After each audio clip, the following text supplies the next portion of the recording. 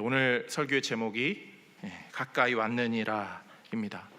예수님께서 겟세마네 기도 동산에서 기도하시고 가룟 유다가 다가오는 그 장면이죠. 본문의 스토리는 다들 잘 아실 거예요. 예수님 기도하시고 가룟 유다가 사람들과 함께 옵니다. 그때 약간의 소동은 있죠. 대제사장 말고의 귀를 베드로가 칼을 들어서 자르죠. 근데 예수님이 누가복음에 보면 그 귀를 붙이시고 치료해 주십니다. 오늘은 그 마가복음의 이야기가 아니라 마가의 신학으로 좀 접근해 보는 설교를 준비했습니다. 말씀을 통해서 성령께서 우리에게 주시는 은혜와 도전에 민감히 반응하시고 또 하나님이 원하시는 성도의 삶을 또 추구할 수 있는 우리 모두가 되기를 주님의 이름으로 축복드립니다. 세 가지 내용을 오늘 가까이 왔느니라는 이 주제의 제목으로 좀 중심지어서 한번 생각해 보겠습니다. 첫 번째로 성도가 기억해야 될 것은 유다가 가까이 왔다는 거예요. 오늘 본문에 이렇게 말하죠. 일어나라 함께 가자. 보라 나를 파는 자가 가까이 왔느니라. 누가 가까이 왔습니까?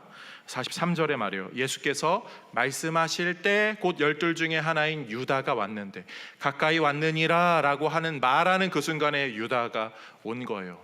다시 말하면 유다는 예수님이 기도하고 있을 때, 기도하고 계실 때 이미 사람들을 조직하여서 이미 그 최후의 만찬 때 뛰쳐나갔던 가룟 유다가 예수님 기도하실 때 꿍꿍이를 가지고 예수님을 잡고 체포하려는 그 마음으로 사람들과 함께 옵니다.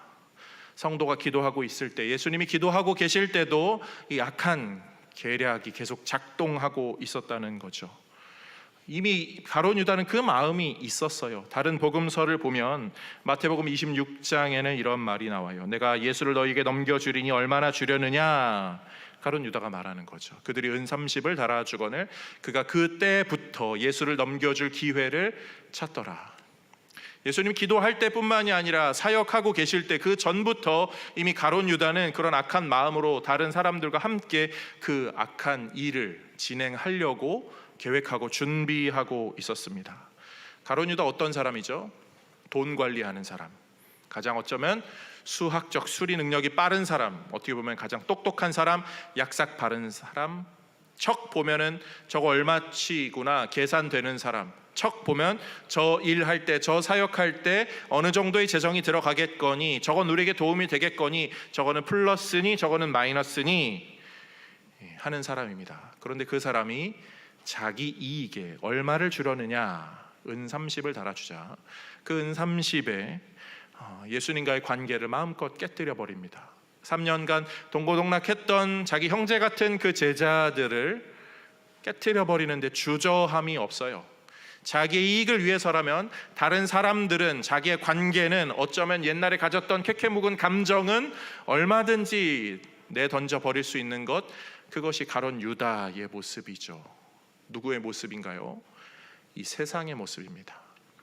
이 세상은요, 우리를 그렇게 만들죠. 숫자로 판단하게 하고, 학생들은 어려서부터 숫자로 줄을 세우고 앞뒤로, 가진 자와 없는 자도 또 세상으로 나누고, 권력 있는 자와 없는 자, 여러 가지로 우리를 나눕니다. 그리고 거기서 섞여 있는 우리는 세상의 그 마음에 많이 마음을 빼앗겨서 사람을 도구로 활용하죠. 나에게 이득을 주는 사람, 나와 편한 사람, 같이 있을 때 뭔가 나에게 도움을 주는 사람은 얼마든지 가까이 합니다. 심지어 교회 공동체 내에서도 그런 사람들과 모이고 싶은 것이 우리의 본성이죠. 모든 사람의 악한 마음의 이 가운데는 그런 마음들이 있잖아요. 그래서 그런지 오늘 가룟 유다도 혼자 오지 않습니다. 그 세상의 모습을 더 적나라하게 드러내죠. 43절을 보면 이렇게 말합니다. 유다가 왔는데 대제사장들과 서기관들과 장로들이 같이 옵니다. 그리고 그들이 보낸 사람들이 같이 오는 거죠. 대제사장들은 사두개인들입니다. 대제사장이니까 성전 중심의 사람이에요. 성전 중심은 제사 드리는 게 가장 중요합니다. 그런데 건물을 유지하려고 그러면 항상 돈이 들어가고요. 또 로마 시대에 건물을 그렇게 가운데 떡하니 가지고 있는 것은 그 정치와 긴밀한 관계가 필요하다는 거죠. 그래서 친로마 성향으로 삽니다. 그런데 거기서 어쨌든 수입이 있어야 되니까 때로는 이것저것 사고 팔게 하죠. 그런데 예수님이 어떻게 하시죠? 다 뒤집어 엎으시죠. 마음에 안 들어요. 그래서 예수님을 죽여야겠다, 잡아야겠다, 저거 못하게 해야겠다. 대제사장들, 사두개인들은 그런 마음을 가지고 있었습니다. 그런데 서기관들이 오늘 같이 보낸 사람들의 그 세력이 있었다고요. 서기관들은 이제 기록하는 사람들, 바리새인들입니다. 바리새인들은 율법이 중요해요. 하나님의 법이 가장 중요한데 로마의 법이 우리를 자꾸 침범해요. 사실 친로마가 아닙니다. 거의 반로마의 마음이 있어요. 그럼에도 불구하고 지금 이들이 가진 마음은 예수님의 가르침이 때로는 자기들이 백성들을 가르치는 것보다 더 좋으니까, 사람들이 거기에 막 선동되니까 예수님을 싫어합니다. 그래서 자기들과는 좀 성향이 다른 사두개인들과 함께 하나로 뜻을 모읍니다. 오늘 본문에 장로들이라고 나오죠. 유대 이 그룹에는요, 이 세 그룹, 사두개인들, 바리새인들, 장로들, 너무나 중요한 그룹들이에요. 장로들은 일반 각 지역들, 백성들, 동네마다 있는 유지들, 영향력 있는 사람들, 그런 사람들을 말해요. 그 사람들은 자기의 영향력 안에 있는 사람들이 예수님이 자꾸 이렇게 저렇게 전국을 돌아다니면서 하니까 거기 막 따라다니는 게 못마땅하죠. 결국 그들도 힘을 합쳐서 예수님을 잡아 죽이는데 일조합니다. 유다가 아니라 사실 그런 사람들이, 악한 마음들이 덩어리져서 오고 있죠. 세상이 사실 그러거든요. 세상이 우리에게 그렇게 다가와요.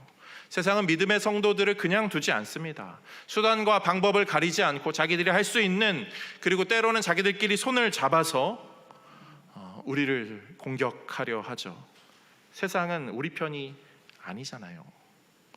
세상은 사람을 도구로 만들어서 비윤리적인 것들 마음껏 자행하고, 필요에 따라서는 저 지구 반대편에 있는 사람이 버튼 몇 개 누르고 전화 몇 통 들어서 저쪽에 있는 사람들이, 수많은 사람들이 피 흘림에 대하여서 아무렇지도 않아 합니다. 몇만 명이 죽든 몇십만 명이 죽든 별로 관심이 없어요. 러시아 우크라이나 전쟁에 몇십만 명의 청년들이 죽었다고 하잖아요. 청년들 관심이 없어요. 그냥 내 이익이, 그 전쟁이 일어나면서 또 다른 데 전쟁이 일어나고 그 가운데서 계산기를 두들겨서 내 이익이 나면 나는 그걸 하겠다는 거예요. 그게 세상이죠. 사랑하는 성도님들, 세상이 우리 편이라고 생각하십니까? 정치, 경제, 사회, 문화, 그것들은 똘똘 뭉쳐서 그들이 가지고 있는 마음의 중심에는 믿음의 성도들을 향한 공격이 있어요. 그것이 이것이다 저것이다가 아니라 세상이 가진 그 악한, 타락한 세상, 깨어진 세상이 추구하는 방향성에는 그러한 것이 있다는 거죠. 성경의 곳곳에서 성도를 일어나라고, 조심하라고 말하죠. 솔로몬의 잠언에서는 음녀가 저 골목 어귀에서 부른다고 해요. 저 어리버리한 사람은 저 음녀가 화려하게 예쁘게 그리고 아주 부드러운 목소리로 자기를 부르면 자기를 좋아하는 줄 알고 거기에 끌려가는 거예요. 막 화목제를 내가 드리고 왔어, 나 이제 이런 다른 불편한 거 없어, 그리고 여기 잔치를 열었으니까 오십시오. 잠언 7장 9장 이런 데 보면은 음녀가 그렇게 꼬십니다. 사람을 부르는 거예요. 의인을 자꾸 부르는 거죠. 그런데 거기에 자기도 모르게 끌려가는 게 얼마나 미련한지 솔로몬의 잠언은 분명히 경고합니다. 사도 바울은요, 고린도 후서에서 그런 이야기 하잖아요. 사탄이 광명한 천사의 모습으로 우리에게 온다고요. 천사의 모습으로, 겉으로 보기에는 너무 괜찮아 보이지만 사실은 그 검은 꿍꿍이가 있는 거죠. 세상이 우리에게 그렇게, 이 사단의 세력이 성도를 유혹합니다. 게으르게 하고 욕심부리게 하고 선한 것이 아니라 악한 것을 추구하게 하고 자기를 더 중요하게 여기면서 다른 사람은 얼마든지 도구화시키는 그런 모습들이 있죠. 사도 바울만 그런가요? 베드로도 그런 이야기를 했죠. 베드로전서 5장 8절 말씀, 근신하라 깨어라 너희 대적 마귀가 우는 사자같이 두루다니며 삼킬 자를 찾나니. 그 맹수가 먹이를 찾는 그 모습을 다들 잘 아실 거예요. 그 안광에서 아주 형형색색의 그 빛을 뿜으면서 입을 벌려서 한 번에 낚아채기를 기다리고 있는 그런 모습들이 사실 사탄 마귀가 그러고 있다는 거예요. 누구를 물으려고요? 성도들을 물으려고 하는 거죠.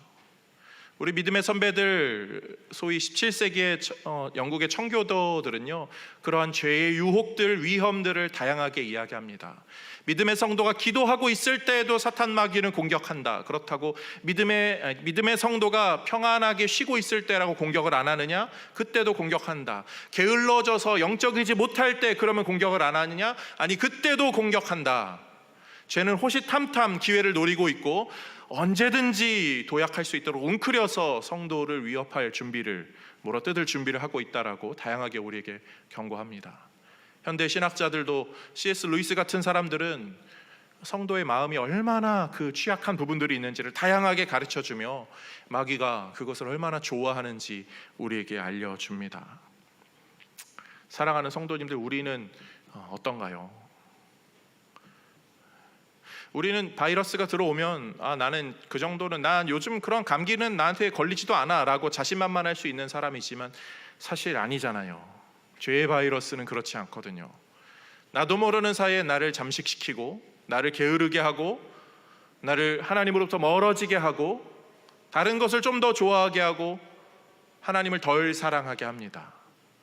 지금 이 시대의 기독교를 보면서 아무런 감흥도 없고 문제도 없다라고 생각하는 것은 정말 큰 위험이죠. 분명히 기독교는 지금 위기거든요. 한국 기독교는 많이 쇠락하였고 많이 위축되었거든요. 나는 예배드리고 있으니까 괜찮아 라고 할 만한 그런 상황이 아니라고요.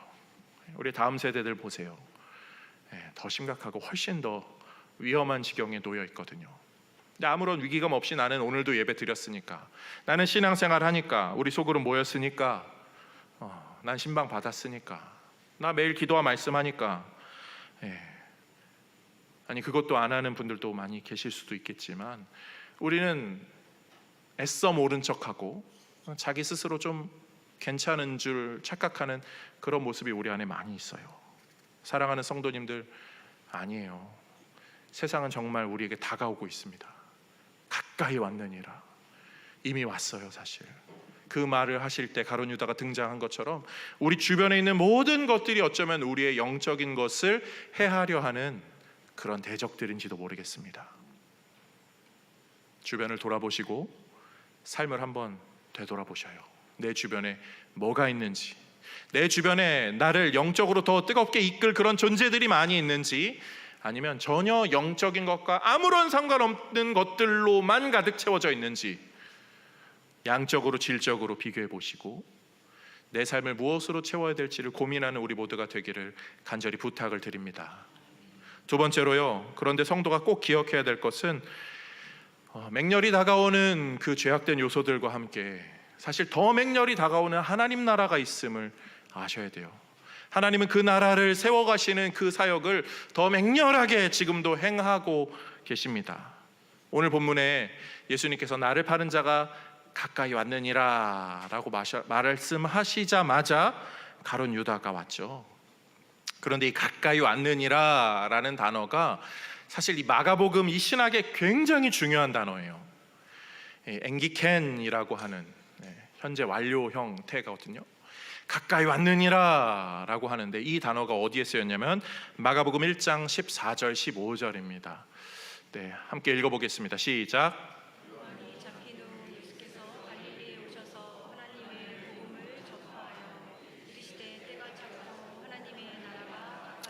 가까이 왔으니 회개하고 복음을 믿으라 하시더라. 아멘. 예수님의 첫 사역, 첫 설교, 세례받고 예수님이 첫 설교하시는 그 장면에서 하나님의 나라가 가까이 왔으니 라고 말합니다. 여기 똑같은 앵기켄이라는 단어가 쓰여요.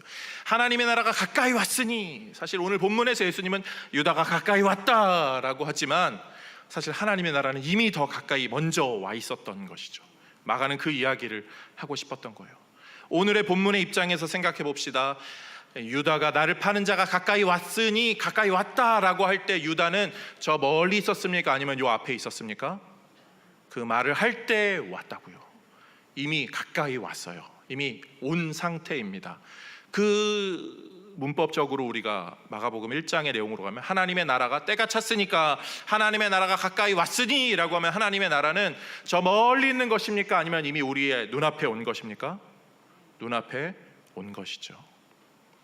하나님의 나라는 이미 시작되었다고요. 우리가 이 부분을 신앙생활하면서 너무나 쉽게 간과하게 되는 것 같아요. 표를 한번 보시고 이해해 보시죠. 우리는 인생을 이렇게 살아갑니다. 살아가다가 예수님 다시 오실 때에 천국이 시작돼, 하나님 나라가 시작돼. 그 전까지는 뭐 신앙생활 할 수 있으면 열심히 하고, 뭐 좀 어려우면 바쁘면 조금 그냥 이렇게 지내다가 어쨌든 예수님 믿으니까 구원받아, 그러니까 천국 가는 거지 라고 우리가 신앙생활 하실 수 있어요. 이게 전혀 이상하게 여겨지지 않을 수도 있습니다. 그렇지만 이상한 거예요. 문제가 좀 있어요. 왜요? 나중에 일어날 일이라면 오늘을 살아가는데 내가 구원 못 받았으면 어떡하지? 라는 불안감이 찾아올 때가 있습니다. 그러면 구원을 못 받았으면 어떡하지? 컨디션이 좋으면 내가 다시 예수님 세게 믿고 그때 천국 예수님 다시 올 그 전까지 신앙 잘 관리해야지, 그렇게 하실 수도 있어요. 그렇지만 컨디션이 안 좋으면 난 주님에게 좀 멀어질 것 같아, 아니면 나는 천국 못 가는 거 아니야? 불안함이 더 찾아옵니다. 그리고 인생에 어려움이 찾아오면 어떻게 되죠? 컨디션이 좀 좋으면 그냥 빨리 하나님 나라 가고 싶다, 이 세상 그냥 좀 이렇게 하고 빨리 하나님 나라 가고 싶다라고 말하죠. 그런데 컨디션이 안 좋으면 나는 버림받았나 보다, 그렇게 생각해 버려요. 이 신앙이 우리에게 괜찮은 것 같지만 사실 함정이 많거든요. 그러면 우리는 지금 열심히 할 필요가 있는가도 별로 중요하지 않게 여겨요. 그냥 대충 살다가 나중에 천국 가면 되잖아요. 마지막에 세게 믿어서 가면 되잖아요. 왜 지금 우리가 열심히 해야 되죠? 예수님 다시 오실 때 그때쯤 징조가 살짝 보일 것 같으면 그때쯤 열심히 하면 되잖아요. 어차피 그럼 나는 예수님 오기 전에 생명이 좀 다할 수 있으니까 죽기 한 일주일 전 그때쯤 이렇게 하면 되지 않나? 그렇게 생각하실 수 있거든요. 마지막 때에 대한 그런 어쨌든 천국 가니까 의 신앙은 참 괜찮은 것 같지만 우리를 참 불안에 떨게 만들고 나 자신을 신뢰할 수 없는 존재인지라 사실 우리는 그렇게 하면은 사실 제대로 된 신앙을 가질 수가 없습니다. 나이가 들잖아요. 우리는 체력이 약해지고, 어쩌면 장수하시는 분들은 모르겠어요. 사고로 이렇게 먼저 주님 품에 가시는 분들은 신앙 뜨거울 때 가시면 운이 좋다라고 말할지도 모르겠죠. 근데 장수하시는 분들은 장수가 복인데 장수하느라 기력이 쇠해서 교회를 못 나와요. 한 달, 두 달, 세 달. 그런 분들은 예배를 못 드리죠. 같이 모여서 하는 이 공예배를 못 드리죠. 그러면 그분들은 신앙이 점점 더 떨어진다라고, 예배도 못 드리는데 주일 성수도 못 하는데 내가 구원을 받았나? 사람은 그러한 궁지에 몰리면 별별 생각이 다 들거든요. 이렇게 가는 신앙은 괜찮은 것 같지만 사실 우리에게는 조금 위험 요소가 있어요. 그런데 그런 위험 요소를 가진 채로 그냥 인생을 살아가면 사탄이 그냥 두지 않는다고요. 수단과 방법을 가리지 않고 정치, 경제, 사회, 문화 모든 걸 동원해서 우리의 관심을 하나님이 아니라 다른 것으로 빠지게 한다고요. 사람들 정치에 너무 관심 가져요. 경제에 너무 관심 갖죠. 사회가 어떻게 되는지, 세상이 어떻게 되는지 너무 관심 가져요. 문화요, 그냥 거기에 젖어들어 있죠. 그리스도인이라고 뭔가 다른 지점이 우리에게 뭔가 없는 것 같은 그런 모습들이 너무나 많습니다. 그런 면에서 예수님은 우리에게 뭘 가르치시는가 한번 더 조금 더 바른 신학으로, 좀 더 깊은 신학으로 우리가 들어가 볼 필요는 있죠. 표를 한번 보겠습니다. 말씀을 하나 볼까요? 마태복음 13장 24절 말씀. 예수께서 그들 앞에 또 비유를 들어 이르시되 천국은 좋은 씨를 제 밭에 뿌린 사람과 같으니, 씨에 관련된 이야기를 합니다. 천국은 좋은 밭에 좋은 씨를 뿌린 사람입니다. 그러면 씨가 뿌려졌습니다. 이미 뿌려졌기 때문에 이 천국이 시작이 된 거예요. 싹이 자랐어도 천국이 시작이 된 거고, 줄기가 자랐어도 천국이 시작이 되고, 열매를 맺었어도 천국이 시작이 되어 가고 있는 것입니다. 그렇지만 그렇지 않아도 싹이 그냥 심겨져 있기만 해도 천국은 시작은 된 거예요. 시작은 됐어요. 예수님은 지금 그 이야기를 하시는 거고요. 사실 이 신학으로 사도 바울과 베드로가 조금 더 자세하게 우리에게 가르쳐 줍니다. 에베소서 2장 8절 말씀 함께 볼까요? 너희는 그 은혜에 의하여 믿음으로 말미암아 구원을 받았으니. 구원을 어땠다고요? 받았다고요. 우리는 구원을 나중에 받을 사람 아닙니까? 근데 사도 바울은 구원을 받았다라고 이야기합니다. 다른 구절을 한번 살펴보겠습니다. 빌립보서 2장 12절. 사실 여러 구절들이 많지만 대표 구절만 제가 좀 말씀드리는 거예요. 너희 나 없을 때에도 항상 복종하여 두렵고 떨림으로 너희 구원을 이루라. 지금 그 구원을 이루어 가라 이야기를 하는 거예요. 구원을 받았다. 근데 지금 이루어 가라. 과거와 현재. 그리고 또 우리가 아는 표현 로마서 말씀 있죠. 누구든지 주의 이름을 부르는 자는 구원을 받으리라. 지금 바울이 말장난을 하는 겁니까? 하나님 나라 이 구원이 시작되고 진행되고 있고 완성될 것이다, 이 이야기거든요. 바울만 그러지 않아요. 예수님만 하는 것이 아니라 베드로 사도도 동일한 이야기를 합니다. 베드로전서 1장 3절 말씀 가운데부터 예수 그리스도를 죽은 자 가운데서 부활하게 하심으로 말미암아 우리를 거듭나게 하사. 이미 예수님의 부활 승천 사건 이후니까요. 우리를 거듭나게 하셨다고. 그 과거에 이미 그 부활의 역사가, 구원의 역사가 이루어졌다고요. 9절 말씀 함께 봅니다. 믿음의 결국 곧 영혼의 구원을 받음이라. 현재형이거든요. 우리는 지금 이 믿음의 구원, 영혼의 구원을 받고 있는 자들입니다. 그 이야기. 그리고 5절 말씀에도 나요. 너희는 말세에 나타나기로 예비하신 구원을 얻기 위하여, 나중에 있을 그 구원을 얻기 위하여 하나님의 믿음으로 말미암아 하나님의 능력으로 보호하심을 받았느니라. 베드로도 이 구원에 관련돼서, 하나님 나라에 관련돼서, 이 천국 소망이랄까요? 이런 것에 대해서 과거, 현재, 미래로 동일하게 이야기를 합니다. 성도가 이 관점이 있어야 돼요. 나는 구원을 받았어. 그리고 나는 지금 구원을 이루어 가고 있어. 그리고 구원을 받을 것이야. 나는 나중에 받을 거야 라는 그 하나의 신학으로는요, 우리는 흔들려요. 근데 나는 이미 구원을 받았기 때문에, 그리고 지금 구원을 이루어 가기 때문에, 그러면 오늘의 삶을 어떻게 살아야 될지까지도 점검이 되고 방향성도 잡혀지죠. 이 신학적인 표로는 이렇게 그려지고 있습니다. 다음 표를 하나 보여주세요. 예수님께서 오셨을 때 십자가 구원을 받으시고 부활 승천하심으로 말미암아 모든 죄의 문제가 해결이 되었어요. 그리고 예수님이 사역하실 때 천국이 가까이 왔느니라, 이미 가까이 왔어요. 그리고 예수님 오심으로, 완성하심으로 다 이루었다라고 하심으로 하나님 나라가 시작이 되었죠. 그리고 우리는 그 현재를 살아가고 있습니다. 언제까지요? 예수님이 다시 오실 때까지. 다음 장면으로요.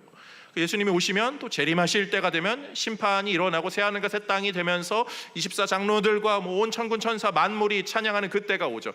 그 지점이 바로 구원을 받으리라 라고 말하는 영원으로 이어지는 하나님 나라. 그래서 우리는 이렇게 가는 표가 머릿속에 하나쯤은 있으셔도 참 좋아요. 그래서 여기서 하나님 나라는 예수님의 십자가로 시작이 되죠. 그 다음 장면 보여주실까요? 이미 우리의 삶을 중심으로 이미 시작이 되었고 아직 완성되지 않은 하나님 나라가 이제 진행되고 있습니다. 그렇다면 우리가 이걸 알아야 되는 이유가 있어요. 하나님이 지금 무엇에 관심을 갖고 계실 거냐는 거죠. 요한복음 3장 16절 다 아실 거예요. 하나님이 뭐라고요? 하나님이 세상을 이처럼 사랑하사. 다들 잘 아시죠? 우리가 여기 계신 분들 다 많이 들어보셨을 거고 신앙생활 얼마 안 하신 분들에게는 너무나 중요한 부분입니다. 그런데 다시 한번 보니다. 하나님이 세상을 이처럼 사랑하사. 그런데요, 우리는요 그 말씀을 그렇게 이해하지 않아요. 하나님이 나를 너무 사랑하사, 하나님이 우리를 너무 사랑하사, 하나님이 교회를 너무 사랑하사 독생자를 주셨네. 하나님이 독생자를 주신 거는요, 뭘 사랑해서예요? 세상을 사랑해서요. 여기서 말하는 세상은 만물입니다. 만물. 하나님은 만물의 죄악됨의 그 모습을 그냥 볼 수 없어서 내가 이 사랑하는 만물을 회복시켜서 하나님의 새 하늘과 새 땅을 이루시기 위하여, 회복하고 다시 재창조하여 완성하시기 위하여서 독생자를 보내셨어요. 그럼 예수님이 이 땅에 오신 것은 물론 나를 사랑해서 나를 구원하시려고 하신 것이지만, 거기에 머물러 있으면 성도는요 심겨진 상태예요. 전혀 싹이 나지 않은 상태죠. 구원은 받았지만 구원을 이루는 것에는 좀 등한시하는 그런 모습 정도인 거예요. 하나님이 세상을 사랑하신다고요. 그러면 성도의 시선에는요 나만 있으면 안 돼요. 내가 잘 되고 내 자녀가 잘 되고 뭐 직장이 승진하고 뭐가 합격하고 불합격 뭐 이런 거, 그런 거 나에만 관심 있는 그 신앙의 모습은 그냥 심겨진 상태 정도로. 구원은 받겠죠. 그렇지만 하나님의 관심과는 너무나 동떨어진, 너무 어린아이 같은, 자기만 생각하는 존재가 어린아이잖아요. 하나님은 세상을 사랑하세요. 만물이 어떻게 될지를 너무나 관심 갖고 그 만물의 회복을 하나님은 주장하고 계신다고요. 그런데 어린아이와 같이 심겨진 상태로만 있으면, 싹이 나지 않은 상태로만 되어 있다면, 거듭은 났지만 변화되지 않은, 자라지 않은 그 모습, 아기들이 모이는 유치원 같은 곳인 거죠. 유치원에서 무슨 일이 일어납니까? 내 장난감, 아니면 유치원에 있는 장난감 가지고 이거 내가 먼저 가지고 놀았는데 왜 제가 이렇게 해요? 아니면 내가 더 놀고 싶은데, 다 내 자기 이야기만 합니다. 근데 그 모습이 심겨져 있지만 자라지 않은 성도, 거듭났지만 성장하지 않은 성도가 모인 곳, 교회가 만약에 그 정도라면 똑같은 일이 벌어져요. 내 기분 나쁜 거, 내가 하고 싶은 거, 교회가 그런 것만 추구하는 곳처럼 변화되는 거죠. 그러면요 서로 상처 주고요, 우리의 미숙한 모습이 서로 상처가 될 뿐이 아니라 오히려 믿지 않는 자들에게도 덕스럽지 못한 일로 비춰지게 되죠. 한국교회의 모습이 이게 아니라고 우리가 부인할 수 있겠습니까? 우리의 관심은요 언제나 우리였어요. 나 잘 되는 거. 그래서 우리의 기도의 대부분 90%는요 하나님, 내 가정, 내 자녀, 내 인생, 내 배우자, 내 건강입니다. 그런데 하나님의 관심은 그게 아니라고요. 나를 포함한 이 세상 만물이라고요. 만물이 신음하고 있습니다. 자연이 다 부서지고 있어요. 사람들이 자기중심적인 생각으로 다 자기 마음대로 마음껏 개발하고 마음껏 낭비하고, 근데 우리 관심이 없어요. 사회가 어그러지고 무너지고 있습니다. 가정이 깨지고 있고요.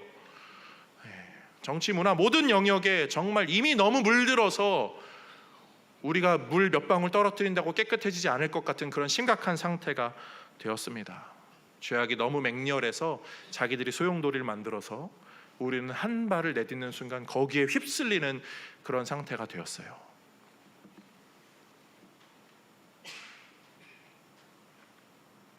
우리의 관심은 어디에 있어야 하겠습니까? 하나님은 이 세상을 변화시키기를 지금도 원하시는데, 만물의 회복을 원하시는데, 그것을 위하여 영혼이 구원되고 성도들이, 교회들의 모습이 정말 교회답게 되기를 원하시는데 여전히 나만 생각하고 계십니까? 내 주변에 무엇이 있는지, 나는 어떤 방향에 편승해야 될지를 고민할 줄 아는 우리 모두가 되기를 간곡히 부탁드립니다.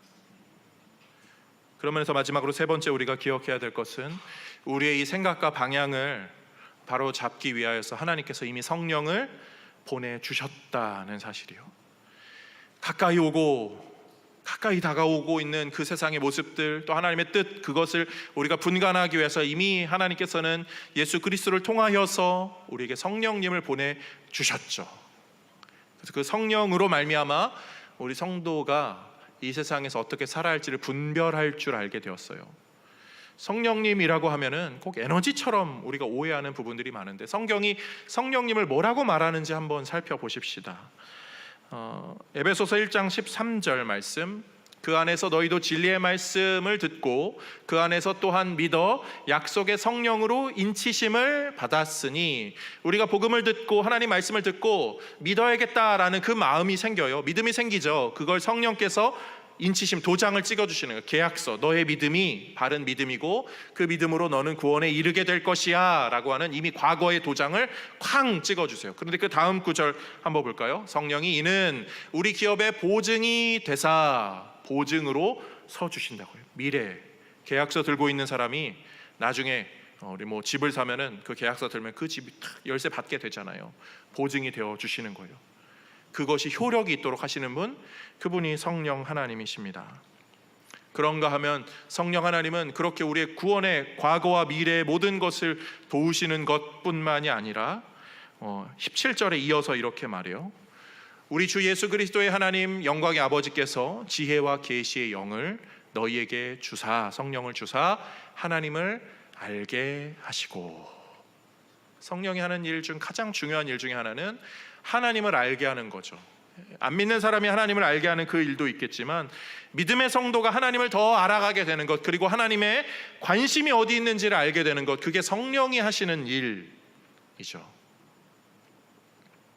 성령이 하나님의 관심에 따라서 이 세상에서 하시고자 하는 일, 가장 중요하게 여기는 일이 무엇입니까? 에베소서 말씀 그 1장부터 쭉 나오는 내용 가운데 20절, 21절 쭉 나옵니다. 22절, 23절만 보겠습니다. 만물을 그의 발 아래 복종하게 하시고 그를 만물 위에 교회의 머리로 삼으셨느니라. 예수님을 그렇게 머리로 삼으셨죠. 그리고 교회는 그의 몸이니 만물 안에서 만물을 충만하게 하시는 이의 충만함이니라. 교회는 몸이니 충만합니다. 하나님의 충만함입니다. 이러는 거예요. 교회는 몸이고 하나님의 충만함이라고요. 하나님의 관심은 교회로, 하나님 나라 백성으로 이 세상을 가득 채우고 이 세상의 만물들이 회복되어서 하나님이 원하시는 새하늘과 새 땅, 그 완성될 그 지점의 직전까지 이 땅이 그렇게 채워지기를 하나님은 기다리고 계세요. 그게 하나님의 관심사고요. 성령은 그 하나님을 알게 하시는 거죠. 하나님의 마음이 어떤 것이다라고 성도에게 알려주시는 거예요. 성령은요, 방언을 주느니 안 받느니, 뭘 역사가 일어나느니 안 되느니, 무슨 장풍을 쏘는 겁니까? 그런 게 아니죠. 성령을 받았네 안 받았네, 얼토당토한 표현이 우리를 너무나 혼란하게 만들었죠. 아니요, 성령은요, 우리 안에서 하나님의 뜻이 무엇인지를 계속 깨닫게 해요. 방언 안 해도 상관없어요. 아니, 좀 더 과격하게 말해서 우리의 기도가 응답이 안 돼도 괜찮습니다. 뭐 승진을 못하고 뭐가 잘 되지 못하고 인생에 뭔가 패배를 맛보고 쓰디쓴 그 어둠의 골짜기를 지나가고 있을지라도 괜찮아요. 그거 잘 되고 안 되고가 뭐가 중요합니까? 영혼 구원을 위해서 수십 년 신앙생활을 해도 단 한 사람의 영혼 구원도 제대로 못하고 있는 내 모습이 훨씬 더 심각한 거죠. 지금 이 순간에 고작 몇 주, 며칠, 아니면 몇 달, 몇 년 정도의 좀 어려움이 우리에게 그렇게 중요합니까? 중요하긴 하겠죠. 그렇지만 우리의 영혼을 바라본다면 도무지 심겨졌는데 싹이 나지 않는 우리의 모습이나, 거듭났지만 변화됨이 없는 우리의 모습이나, 신앙생활하지만 그래 예배는 드리면 되니까 뭐 이 정도만 하면 되지, 예수님 나를 사랑하시니까, 나를 위해 죽으셨으니까, 죄의 문제는 해결됐으니까, 나는 구원 받았으니까 이 정도만 하면 돼 라고 하는 그 게으름에 절여져 있는 우리의 모습이나, 뭐가 더 중요한지를 우리가 생각하고 있냐는 거죠. 요한복음 3장 16절 너무 중요한데요, 18절도 저는 분명히 중요하다고 봐요. 18절 말씀 함께 볼까요? 그를 믿는 자는 심판을 받지 아니하는 것이요 믿지 아니하는 자는 하나님의 독생자 이름을 믿지 아니하므로 벌써 심판을 받은 것이니라. 아멘. 예수님이요, 심판도 이미 시작되었다라고 말씀하신 거죠. 이미 심판을 받았다. 하나님의 나라만 시작된 게 아니에요. 심판도 시작이 되었습니다.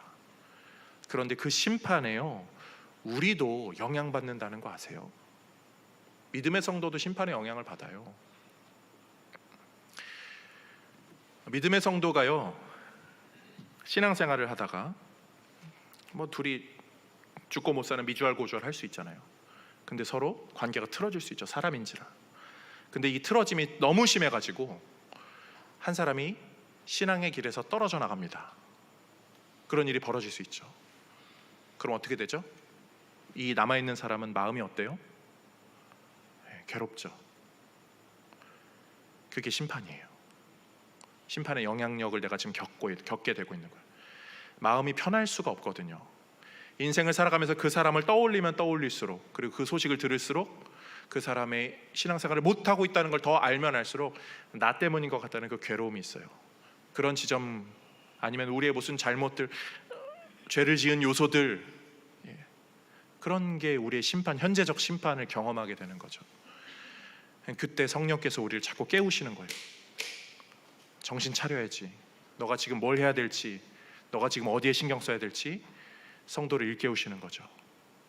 그런데 그렇게 성령의 일깨움을 현재적 심판의 그 고난 가운데서 아무렇지도 않게 느끼는 지점이 찾아오거든요. 언제인 줄 아세요? 양심이 무뎌졌을 때요. 양심의, 성경은 그것을 양심의 화인 맞은 자들이라고 하죠. 성령을 근심케 하는 걸 지나서 성령이 소멸케 되는 그 지점이 있어요. 그 지점이 되기 전에 성도는 성령께서 이끄시는 하나님의 뜻이 무엇인지, 내 삶에서 내가 오늘을 어떻게 살아야 될지, 이 땅에서 내가 추구해야 될 것이 무엇인지, 물론 우리 인생의 잘됨과 우리 가정과 자녀들의 그런 영역들은 너무 중요하죠.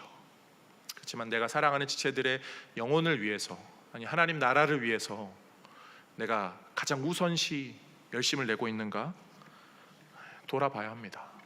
성경에 양심의 화인 맞은 자들 많이 나오잖아요.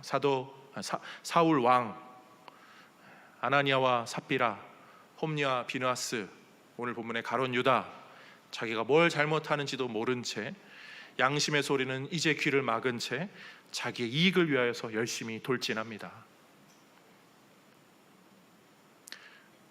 열심히들 우리는 살고 있지만 어느 방향으로 살고 있는지, 우리는 빠름이 아니라 발음이잖아요. 우리 주변에는 뭐가 있는지, 나를 향해 돌진하는 것은 하나님 나라의 역사인지 아니면 세속의 욕망인지 자신을 점검하는 우리 모두가 되기를 주님의 이름으로 부탁을 드립니다.